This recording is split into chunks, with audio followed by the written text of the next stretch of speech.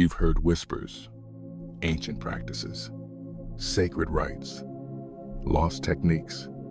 But what if none of it is lost? What if the key isn't out there, but here, now, vibrating beneath the name you answer to? You've been told to search, to seek the light, to earn your awakening. But what if that was the veil?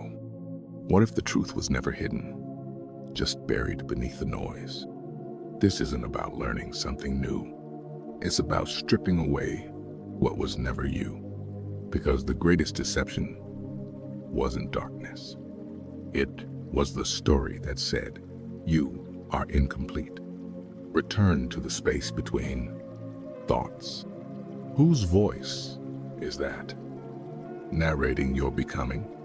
This technique, this ancient pulse was never forbidden because it harmed. It was forbidden because it frees. Not a spell, not a religion, a resonance. And you've carried it the whole time. You are not here to become. You are here to remember. And remembering doesn't come from thinking. It comes from vibration. A hum beneath your breath. A frequency beneath your name. A pulse that was never lost, only layered. The technique works like this. First, you deprogram, not by force, not by fight, but by witnessing the false. You ask, whose thought is this? Whose fear am I carrying? What part of me is still playing a role just to belong? And slowly, the masks fall, not with drama, but with deep, holy clarity. Return to the space between thoughts. Is the one watching you? This isn't erasure. It's return. The false dissolves. Not because it's wrong, but because it was never real. Then comes the flicker. A soft sense, always there, but drowned beneath the noise. Your inner sense, not emotion, not logic, but direct knowing. You don't summon it. You tune to it. Through breath that listens. Through stillness that watches. Through symbols not learned, but remembered. An inner flame, a mirror within, a lotus rising from the center of your chest. These are not metaphors. They are echoes. When you see them not just with eyes, but with presence, they awaken memory. This is not imagination, this is resurrection. The soul doesn't speak in language, it speaks in resonance. And as this inner sense sharpens, you begin to feel what you once only read, not as story, but as home. Return to the space between thoughts. Can you feel what's watching through you? And then the sound beneath sound. Not a word, a frequency. The echo of your true name. Not the one you were given, but the one your soul has always answered to in silence. Every being has it. A sacred vibration that, when embodied, makes remembering inevitable. You don't say it, you become it. You align breath, body, and presence until that ancient note plays again, not from outside, but through you. You feel it, not as emotion, but as a certainty. So deep, it shakes the illusions loose. This is me. I've always been this. I just forgot. Return to the space between thoughts.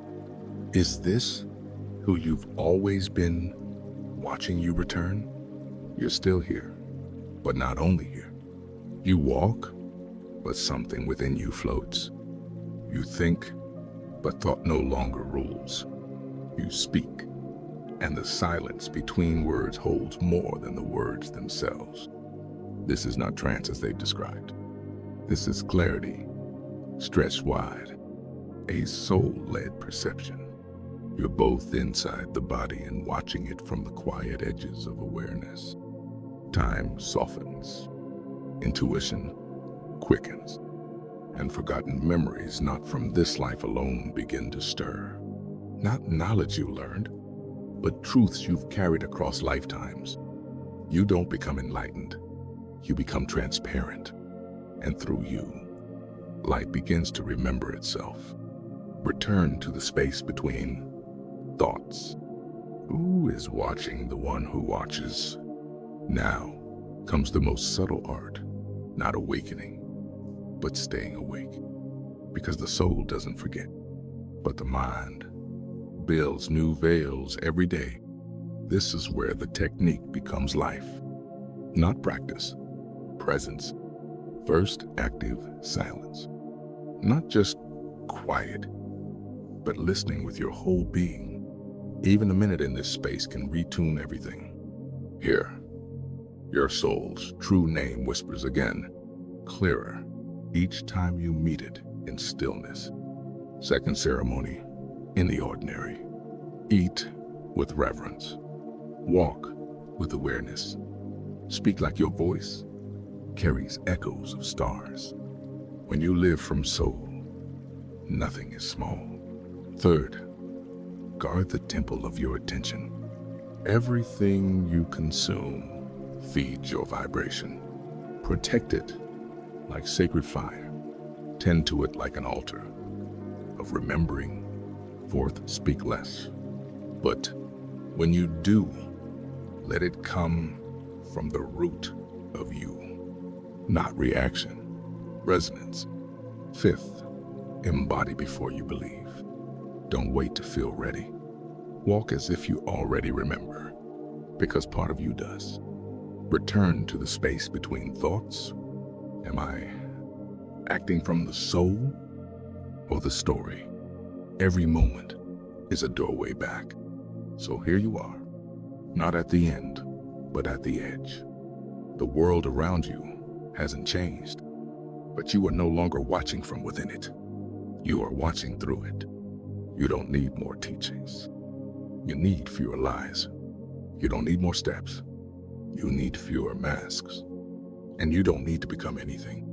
You need only remember, because if the technique is real, then you are not learning this.